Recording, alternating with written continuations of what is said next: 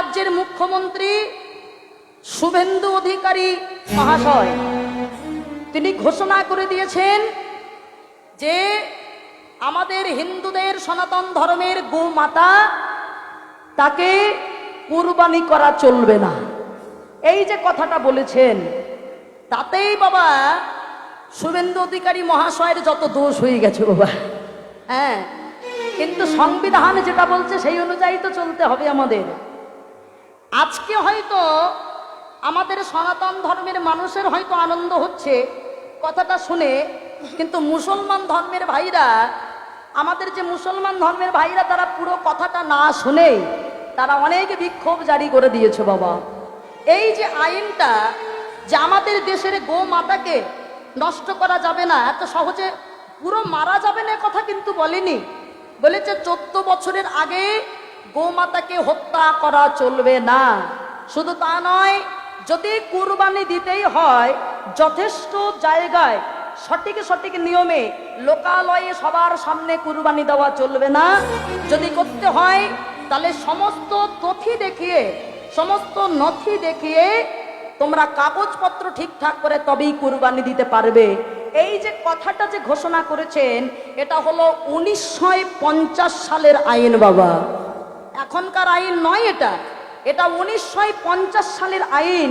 কিন্তু এখনকার মানুষ আমরা হয়তো এখন এই যে বিজেপি সরকার, আমাদের যে রাজ্যের মুখ্যমন্ত্রী শুভেন্দু অধিকারী মহাশয়, উনি সনাতন ধর্মের মানুষ বলেই উনি ভাবলেন 1950 সালের আইন যখন, আমি এই আইনটাকে জারি করি।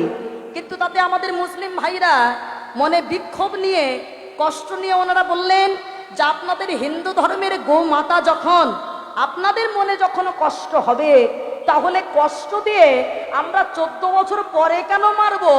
14 বছর পরেও আমরা মারবো না। হ্যাঁ, 14 বছর পরেও আমরা কুরবানি দেব না। এই যে কথাটা ওনারা বললেন, হয়তো মনে কষ্ট পেয়ে বলুক আর যেভাবেই বলুক না কেন, আবার কেউ বলছে, অনেকে মুসলমান ধর্মের মানুষ, যে যদি সনাতন ধর্মের মানুষ যদি কষ্ট পায় তাহলে আমরা সেই কাজ করব না, কেউ বলছে। আবার কেউ বলছে তোমাদের হিন্দু ধর্মের মাতা যদি গোমাতা হবে তাহলে তোমরা এভাবে 4 হাত পা বেঁধে তাহলে গোয়াল ঘরে রাখো কেন? আসল কথাটাই আমরা বুঝলাম না বাবা। আমাদের যে গোমাতা, আমরা তাকে মাতা কেন বলছি আগে বুঝতে হবে।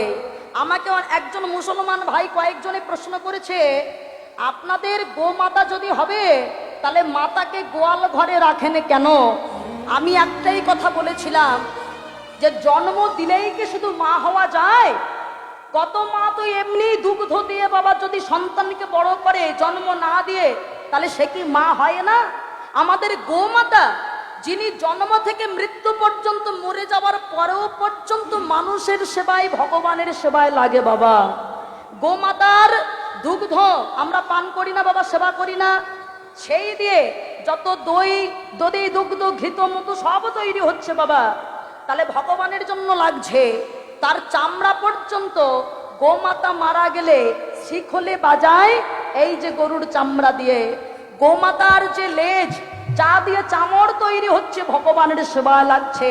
তাহলে মরে যাওয়া পর্যন্ত গোমাতা ভগবানের সেবায় লাগলো। শুধু তাই নয়, এই গোমাতার প্রসব পর্যন্ত বিদেশে নিয়ে গিয়ে বাবা ওষুধ করে মানুষের সেবায় লাগাচ্ছে। তাহলে ভালো করে বুঝবেন, যারা না বুঝে উত্তর দেয় যে মা যদি হবে তোমরা গোয়াল ঘরে কেন রাখো?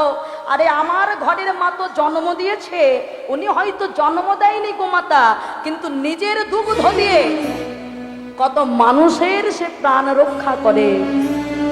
তাই এখন যে আইনটা জারি হয়েছে তাতে কিন্তু মুসলমান ধর্মের মানুষ মনে করে বোধহয় আমাদের উপরে অন্যায় হলো, অবিচার হলো। তা কিন্তু নয়, কোনো ধর্মকে ছোট করার জন্য এই আইনটা জারি হয়নি বাবা। সকল মুসলমান ধর্মের মানুষ যদি সঠিকভাবে কথাটা শোনে তাহলে বুঝতে পারবে যে কখনোই তাদের ধর্মে আঘাত করে কোনো কথা বলা হয়নি। মানুষের ধর্ম হলো যে নিজের ধর্মকে রক্ষা করতে জানে, মানুষের ধর্ম হলো যে অন্যের ধর্মকে সম্মান করবে, সেই হবে প্রকৃত মানুষ। সে মুসলমান হোক হিন্দু হোক খ্রিস্টান হোক। ঠাকুর অনুকূল চন্দ্রের বাণী, অন্যের বাঁচায় নিজে থাকে, মানুষ বলে জানিস তাকে। যে মানুষ হবে সে নিজের ধর্মকেও সম্মান করবে, অপরের ধর্মকেও সম্মান করবে।